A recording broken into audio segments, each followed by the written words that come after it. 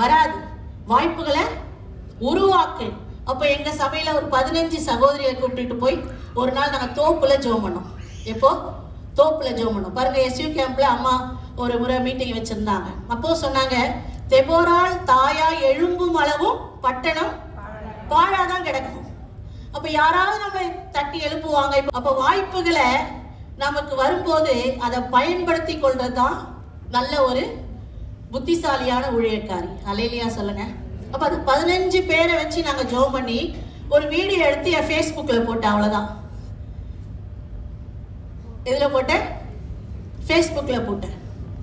பாருங்க, அந்த அந்த அந்த சின்ன ஜெபம் தான் என்ன நிறைய இடத்துல பிரசங்கம் பண்ண கூப்பிட்டாங்க. கை தட்டி அல்லேலூயா சொல்லுங்க பார்க்கலாம். அல்லேலூயா. அந்த 15 பேர் ஜெபம் பண்ணி அது 30ஆ மாறுச்சு, அது 45ஆ மாறுச்சு. அந்த அந்த ஜெபம் பண்ண ஆட்கள் வந்து எங்க பாஸ்டர் சொன்னாங்க, பாஸ்டர்மா ஜெபம் பண்ணி எனக்கு அற்புத சுகம் கிடைச்சிச்சு பாஸ்டர்.